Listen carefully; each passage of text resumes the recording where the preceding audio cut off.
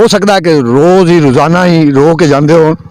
दिल मेरा भी करता है कि मेरे बच्चे अच्छे हों, तरबियत आवे, मेरे बच्चे पढ़ जान। अल्हम्दुलिल्लाह कि कोई गरीब का ख्याल नहीं है। उर्दू पॉइंट की वीडियोस देखने के लिए हमारा चैनल सब्सक्राइब कीजिए और बेल के आइकन पर क्लिक कीजिए ताकि आप हमारी तमाम आने वाली वीडियो से बाखबर रह सकें। अस्सलाम वालेकुम नाजरीन, मैं हूं मुमताज़ सामल और आप देख रहे हैं उर्दू पॉइंट।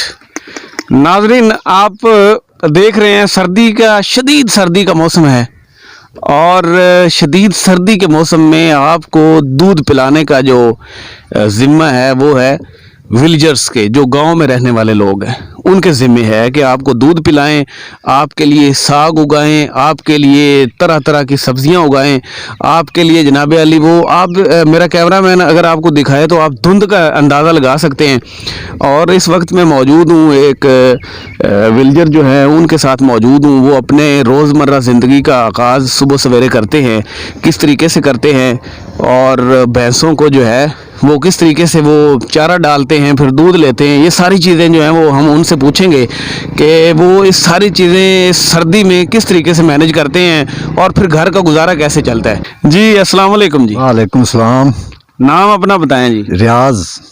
अच्छा भाई रियाज, किधर चले हो तो यह चीज़ ਜਿਹੜੇ ਤੁਸੀਂ ਲੈ ਕੇ ਜਾ ਰਹੇ ਹੋ गद्दी रेड़ी, ये की काम की करना चाह रहे हो? इन्नी सर्दी है, ਤੁਹਾਡੀ उम्र भी वावा लग रही है। ये सर पहले नंबर पे तो तुसी देखा है कि आली ऐसी सटी है। अच्छा। कूड़ा जिसको बोला जाता है डंगरों का। अच्छा जी, सही। हम जा रहे हैं गोबर यानी कि गोबर या गोबर। हम जा रहे हैं जी, पट्ठे काटेंगे। अच्छा जी। फिर उनको कुतरेंगे उथे। फिर ये साडा रूटीन बनया होया, पाला होवे, मीह होवे, हनेरी होवे, ये सानू करना पड़ना है। अच्छा, सही है। हाँ जी। हुण असीं पट्ठे हुण जाणगे, पट्ठे वढ के लियावांगे, फिर तूड़ी लियावांगे, उन्होंने कुतरांगे, फिर उन्होंने पावांगे, फिर वो गोबर तो बनेगा, फिर गोबर पावांगे। ये रेड़ी गोबर वास्ते रखी हुई है। साइकिल चलता रहना है। हाँ जी, ये साइकिल ग्राउंड बनया होया जी, सही है। गरीब दा खास तौर साडा इमरान साहब दा भला होवे ते अल्लाह ने फिर भी जितावे, और ना जितावे गरीब तो आखता है। अच्छा भई ये ना ही जिते तो चंगा है। ये यानी कि अज उन्हें 213 रुपये घ्यो सुनिया है, सानू दंदन पै गई। मूली साडे घर नहीं आ रही, गोश्त तो फिर बड़े ही खांदे ने। इस तो बाद ये है कि कुछ ना कुछ गरीब वास्ते सोचो। हुण मेरा है कि खास तौर मैं नहीं कि कोई मेरे रंगे हैं, काफ़ी मेरे रंगे ने कि जेड़ा किसी दे मकान च बैठा है, अपना मकान नहीं, रियाया किसी दे मकान च, ते बच्चों दे जे पिलसन है तो पिलसन नहीं, जे कापी है तो कापी नहीं। उस शाबश है गौरमेंट का होया है कापियां का। उस तो बाद बस्ता है, वर्दी है, कुछ ना कुछ गुजारा। बहरहाल जी महंगाई है वो उस तो वध सानू जलीलो ख्वार कर रही है। ये साढ़े को जी, मेरे को सीर दे डंगर हैं जी, यानी कि अध ते बच्चियां लिया सी, हुण मेरे को जी 6 डंगर ने। अच्छा, मतलब सीर, नाजरीन सीर का डंगर आपको बताएं, किसी से डंगर ले लेते हैं। हाँ जी। और उसको पालते हैं, पालने के बाद वो बाद में जाके उसके हिस्से बनते हैं, और हिस्से बनने के बाद मालिक को वो डंगर भी मिलता है, और जो उसकी औलाद होती है, जो उससे बछड़े बछड़ियां होते हैं, वो जो होते हैं वो आधे जो है वो किस किसान को मिलेंगे। नहीं वो सर ना फिर इन्हें है कि वो मुल पैन जाता है। 20,000 दी है जी, ये जी 30,000 दी है जी, ये 50,000 दी है जी। वो 50,000 उन्हें चुक लेना है, विचों चुक के उस तो बाद सानू देना है जी। वो कोई 2 आने सानू आए, वो बच्चे हो गए 2 हो गए, तो फिर उन्होंने बच्चों च भी अद लै जाएंगे। उन्हें वो तो चुक लेना ना जेड़ा माल का मुल पै गया है जी। हुण पैसा तो यह है कि 5 सिर मेरा दूध होता है। 5 सिर दुध मेरे हुण 45,000 रुपये का मैं कर्जा मकरूज हूँ। अच्छा, सही है। हुण आस यही रखी है कि दुकान ही उन्होंने जिन्होंने दुध देने उन्होंने लारे ते उधरू लून लै, निमक लै, सब्जी लै, ओला पहला ये वो अगे कणक है कोई 4 मन कर ले भी देन। वो हुण पोह दे महीने अमूमन जिमीदारां तो मुक जांदे ने, गरीब तो फिर मुकाना ही मुकाना हुंदा। बस ये टारगेट है कि ये हुण सर्दियां अगे फिर आलू आणगे बच्चे भी ते दोवें जी असीं सवेरे दातरी फड़ने हैं ते शाम तक साडे हत्थ दातरी हुंदी, ते फिर भी उधार लेना है। हाँ, सही। जे हुण खत्म शरीफ है, हुण मेरी अगले मेरे अब्बे का मसेर सी कि भाई आ उनके मैं मरग तो नहीं पहुंच सकिया, और सिर्फ पैसे उट्टे। सही कि ना मेरे को होंगे ना मेरे बच्चे हैं, तो वो कोई इधरों आ गया, किसी ने बच्चे ने जर्सी मिल गई, कि कोई कुर्ता दे के रब तरसी वाला गल है। अच्छा उस तो बाद कोई रूटीन ਦਾ ਪਤਾ ਨਹੀਂ ਲੱਗ ਰਿਹਾ, ਮਿਹਨਤ ਕਰਦੇ ਵੀ ਆ ਤੇ ਪੂਰੀ ਨਹੀਂ ਪੈਂਦੀ ਪਈ। ਅੱਛਾ ਤੁਸੀਂ ਇਹ ਦੱਸੋ ਕਦੇ ਹੋਟਲ ਤੋਂ ਖਾਣਾ ਖਾਦਾ ਬਾਹਰੋਂ ਜਾ ਕੇ, ਕੋਈ ਪੀਜ਼ਾ ਕਦੇ ਖਾਦਾ ਹੋਵੇ? ਪੀਜ਼ਾ ਹੁੰਦਾ ਕੀ ਸੁਣਾ ਹੈ ਤੁਸੀਂ? ਨਹੀਂ ਜੀ ਅਸੀਂ ਨਹੀਂ ਸੁਣਿਆ, ਅਸੀਂ ਤਾਂ ਸਲਾਦ ਨਹੀਂ ਵੇਖਿਆ ਜੀ ਹੋਟਲ ਦਾ, ਅਸੀਂ ਤਾਂ ਤੁਹਾਨੂੰ ਪੀਜ਼ਾ ਤਾਂ ਕੀ ਹੁੰਦਾ ਹੈ। ਅੱਛਾ ਹਾਂ ਕਦੇ ਮਤਲਬ ਕੋਈ ਕੜਾਈ, ਕੋਈ ਵਾਈਟ ਕੜਾਈ ਤੁਸੀਂ ਖਾਦੀ ਹੋਵੇ? ਨਹੀਂ ਵੈਟ ਕੜਾਈ ਇਹ ਹੈ ਕਿ ਜੇ ਅਗਲੇ ਦਿਨ ਮੈਂ ਆ ਰਿਹਾ ਸੀ ਜੀ ਸੜਕ ਤੇ ਤੇ ਮੋਟਰਸਾਈਕਲ ਤੇ ਕੋਈ ਲੋਕ ਗੋਸ਼ਤ ਡਿੱਗਾ ਪਿਆ ਸੀ, ਤੇ ਉਹ ਮੇਰੀ ਕਿਸਮਤ ਨਾਲ ਮੈਂ ਵੇਖਿਆ, ਮੈਂ ਕਿਹਾ ਚਲੋ ਅੱਜ ਤਾਂ ਮੇਰੀ ਵੈਲਟ ਕੜਾਈ ਹੋ ਜਾਵੇ। ਅੱਛਾ ਉਹ ਫਿਰ ਮੈਂ ਇੱਥੇ ਆਖਿਆ ਵੀ ਹੈ, ਉਹ ਪਤਾ ਨਹੀਂ ਮੁਸਾਫਰ ਵਾਵਾ ਪਾ ਦਿੰਦਾ ਸੀ ਜਿੰਦੇ ਕੋਲ, ਉਹ ਡਿੱਗਿਆ ਅੱਛਾ ਤੇ ਉਹ ਅਸਾਂ ਪਕਾ ਕੇ ਨਾ ਚੌਲਾਂ 'ਚ ਪਾ ਲਿਆ, ਤੇ ਬੱਚੇ ਮੇਰੇ ਵੀ ਖੁਸ਼ ਹੋ ਗਏ।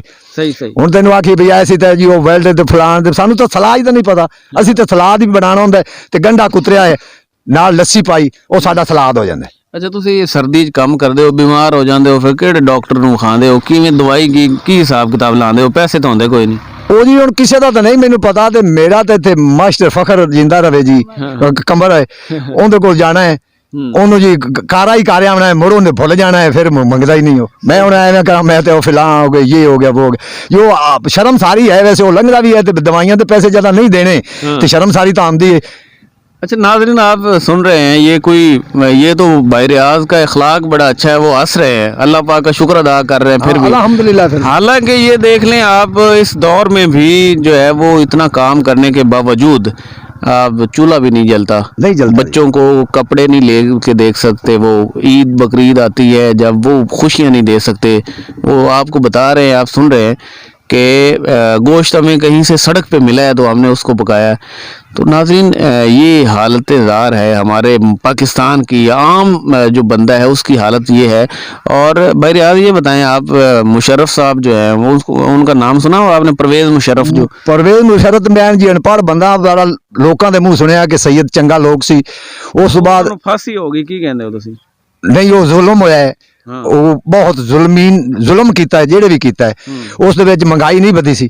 ਉਸ ਤੋਂ ਬਾਅਦ ਇਹ ਖਾ ਗਿਆ ਲਵਾਰ, ਜੋ ਮਰਜ਼ੀ ਕਰ ਗਿਆ ਸੀ, ਸਾਡੇ ਗਰੀਬ ਨੂੰ ਉਸਨੇ ਨਹੀਂ ਦੁਖਾਇਆ, ਕਿ ਗਰੀਬ ਨੂੰ ਉਸਨੇ ਕਿ ਲਾਹੌਰ ਸ਼ਹਿਰ ਦੇ ਵਿੱਚ ਉਹਨੇ ਸਾਈਕਲ ਉੱਤੇ ਚੜਾ ਦਿੱਤੇ, ਇੱਕ ਪੈਰਿਸ ਬਣਾ ਰਿਹਾ ਸੀ, ਉਹਦੇ ਉੱਤੇ ਬੈਨ ਅੱਲਾ ਕਰ ਜੀ ਉਹ ਜ਼ਮਾਨਤ ਲਓ ਜੀ, ਉਹਨਾਂ ਦੇ ਹੁਣ ਮੈਂ 8 ਨੇ ਟਾਂਗਾ ਦਾ ਵਾਈ ਜਦੋਂ ਬੰਨਦੇ ਸੀ ਜੀ, 8 ਨੇ ਸਵਾਰੀ ਹੁੰਦੀ ਸੀ, ਉਦੋਂ ਵੀ ਸ਼ਰੀਫ ਦਾ ਵੇਖਿਆ ਮੈਂ ਕਿ ਸ਼ਰੀਫ ਜ਼ਕਾਤ ਵੰਡਦਾ ਪਿਆ ਗੱਡਿਆਂ ਤੇ, ਯੱਕਾ ਬੋਲਦੇ ਸੀ ਜੀ ਲਾਹੌਰ ਵਿੱਚ, ਯੱਕਾ ਟਾਂਗਾ ਰੇੜਾ ਘੋੜਾ ਵਿੱਚ ਨਹੀਂ, ਉਹ ਜੁੱਤਾ ਹੁੰਦੇ ਸੀ ਬਲਦ ਜੋ ਕੇ, ਤੇ ਉਹਦੇ ਡਰਮ ਲੱਦੇ ਹੁੰਦੇ ਸੀ, ਤੇ ਨਾਲ ਪੈਸੇ ਬੰਦੇ ਖੜੇ ਹੋਣੇ, ਉਹ ਬੁੱਕਾਂ ਨਾਲ ਸ਼ਰੀਫ ਦੇ ਪੈਸੇ ਜ਼ਕਾਤ ਵੰਡਦੇ ਸੀ। ਤੇ ਹੁਣ ਉਹ ਤੇ ਜ਼ਕਾਤ ਵੰਡਣ ਛੱਡ ਕੇ ਸਾਨੂੰ ਤਾਂ ਹੁਣ ਇਹ ਹੈ ਕਿ ਤੁਹਾਨੂੰ ਅਗਲੇ ਡੱਕੂ ਸਾਹਿਬ ਹੈ ਜਿਹੜਾ ਤੁਹਾਡਾ ਮੇਰਾ ਇੰਟਰਵਿਊ ਲੈ ਰਿਹਾ, ਕਿ ਇਹਦੀ ਮੈਂ ਮਿਹਨਤ ਕੀਤੀ ਕਿ ਮੇਰੇ ਬੱਚਿਆਂ ਦੀ ਵਰਦੀ ਹੈ ਕੋਈ ਨਹੀਂ, ਫਲਾਂ ਕੋਈ ਨਹੀਂ, ਮੇਰੇ ਘਰਦਿਆਂ ਦੀ ਮਿਹਨਤ ਕੀਤੀ, ਬਹਰਹਾਲ ਮੇਰੇ ਘਰਦੇ ਤੂੰ ਛੱਡ ਕੇ, ਬਹਰਹਾਲ ਮੇਰੇ ਬੱਚੇ हो सकता है कि रोज ही रोजाना ही रो के जाते हो, दिल मेरा भी करता है कि मेरे बच्चे अच्छे हों, तरबियत आवे, मेरे बच्चे पढ़ जान। अल्हम्दुलिल्लाह कि कोई गरीब का ख्याल नहीं है, कि साडा भी दिल करता है कि साडे भी बच्चे 14वीं पढ़न 16वीं पढ़न, साडे भी अच्छे खासे कारोबार होण, बहरहाल साडे करिंदियां दा मेहरबानियां ने, वोटां दे वक्त बहुत सानू जलालत करके ते लै लैंदे ने, फिर साडी खबर ही नहीं लैंदे, असी कुछ भी नहीं कर सकते, अपना रोना है चुप करके रो लेने शाम नू, कि साडे कोल जुल्लड़ नहीं है। अज बारिशां हो रही हैं, ओला हो रहा, मेरे को किसी के कोठे च वो बच्चे लाहौर आते हैं, उन्होंने हाथ च मैं बैठा, मेरे को छत चुनदी है, उत्थे कागज पाया है, डंगरां दे उत्ते कागज पाया है, कोई अगे 10,000 तो इट हो गई 12,000 तो, करे कि बंदा करे कि कपड़ा लवे, जुत्ती लवे, खाना खावे।